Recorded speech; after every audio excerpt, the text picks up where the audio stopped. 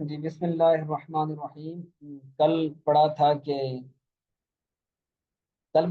حضرت زکریا علیہ السلام نے اللہ تعالیٰ کی بارگاہ میں دعا کی کہ یا اللہ مجھے بیٹا عطا فرما، جو میرا بیٹا وارث بنے اور میرے دادا حضرت زکریا حضرت یعقوب علیہ السلام کا بھی وارث بنے۔ کس چیز کا وارث بنے؟ علم کا اور نبوت کا۔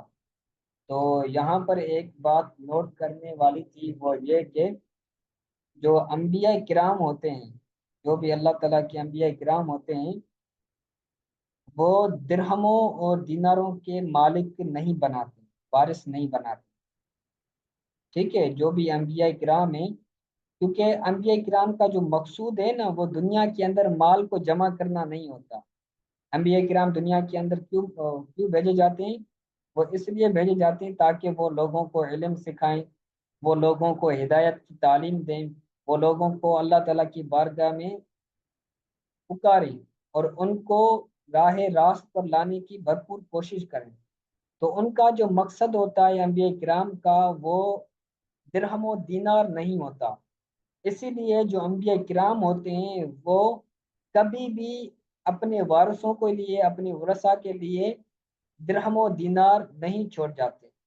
ٹھیک ہے، تو اسی وجہ سے یہاں پر بیان کیا گیا ہے کہ جو وارث بنے، حضرت زکریا علیہ السلام اللہ تعالیٰ سے عرض کریں کہ یا اللہ جو میرا بیٹا وارث بنے میرا علم اور نبوت کا، کہ میں اگر خدا نخواستہ وفات کر جاؤں، میں فوت ہو جاؤں، تیری بارگاہ میں آ جاؤں، تو وہ میرا بیٹا علم کا بھی وارث بنے اور میرے بعد وہ نبی بھی بنے۔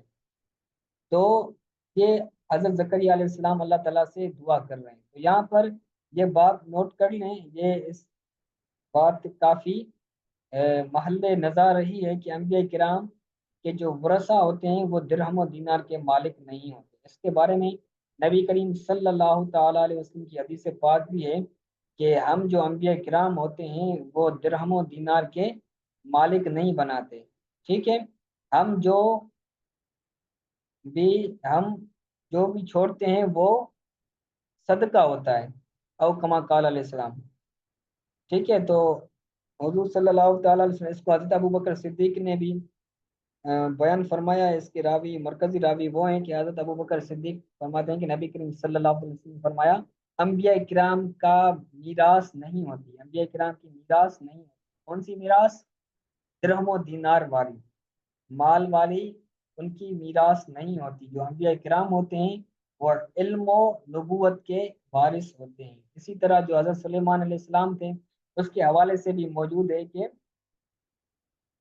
علم انہوں نے بھی، یا وہ بنے تھے یا ان کو بنایا گیا تھا، یہ قرآن پاک کے اندر موجود ہے کہ وہ بھی وارث بنے تھے۔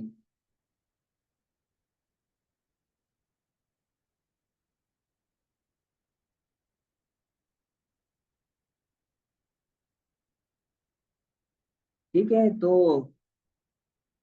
عرض کرنے کا مطلب یہ ہے کہ جو انبیاء کرام ہوتے ہیں وہ انبیاء کرام درہم و دینار کے مالک نہیں بناتے، کیونکہ ان کا جو مقصد ہوتا ہے وہ دنیا کے آنے کا مقصد کیا ہوتا ہے؟ لوگوں کی ہدایت ہوتی ہے، اللہ تعالیٰ کی رضا ہوتی ہے۔ درہم و دینار کمانا مقصود نہیں ہوتا، وہ ضمناً ایک چیز ہوتی ہے جو آ جاتی ہے۔ ٹھیک ہے، تو یہ ایک بات تھی جو کل رہ گئی تھی، وہ میں نے آپ کو آج بتا دی۔ اس کے بعد آگے چلتے ہیں کہ حضرت زکریا علیہ السلام نے جب اللہ تعالیٰ کی بارگاہ میں عرض کی کہ یا اللہ مجھے بیٹا عطا فرما، ایسا بیٹا جو میرے بعد میرے علم اور نبوت کا وارث بنے۔ تو اس کے بعد اللہ تعالیٰ نے فرمایا یا زکریا، تو یہ قرآن پاک کی آیت ہے، یا زکریا انا نبشرک بغلام، کہ اے زکریا بے شک ہم بشارت دیتے ہیں کر آپ کو بے غلامن، ایسے لڑکے کی۔ ٹھیک ہے، غلامن یہاں پر نکرہ ہے، تو نکرہ کے بعد اگر جملہ آئے تو وہ نکرہ کیا بنتا ہے؟ موصوف بنتا ہے۔ تو غلامن یہاں پر کیا بنے گا؟ موصوف بنے گا۔ ہم آپ کو بشارت دیتے ہیں ایسے لڑکے کی جس کا جس کا نام یحییٰ ہوگا، اسمہ یحییٰ، بغلام اسمہ یحییٰ۔ ٹھیک ہے، جس کا نام یحییٰ ہوگا۔ لم نجعل لہو من قبل سمیہ، جو ہم نے اس سے پہلے کسی کو نام نہیں دیا۔ لم نجعل لہو، ہم نے، من قبل سمیہ، میں ہم نے وہ نام حضرت یحییٰ سے پہلے کسی کو بھی نہیں دیا۔ اے مسمن بے یحییٰ، یعنی کوئی بھی شخص ایسا نہیں گزرا حضرت زکریا علیہ السلام کے بیٹے حضرت یحییٰ کے بعد سے پہلے کوئی بھی شخص ایسا نہیں گزرا جس کا نام یحییٰ ہو۔ ٹھیک ہے، تو ان کا یہ شرف، یہ مقام قرآن پاک کی آیت کی نص سے یہ ثابت ہو رہا ہے کہ جو انبیاء کرام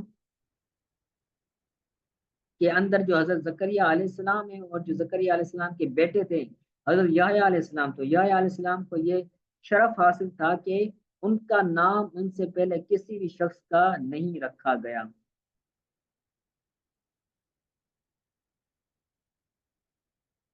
ٹھیک ہے، تو یہ سبق ہے، اسی طرح جو پیچھے والا سبق تھا وہ بھی یاد کر لیجئے گا، اور جو آج سبق پڑھا وہ بھی یاد کر لیجئے گا، اور جو پیچھے والے سبق کے متعلق علم اور نبوت والی بات عرض کی تو وہ بھی صحیح طرح سے، صحیح انداز سے وہ بھی بات یاد کر لیجئے گا۔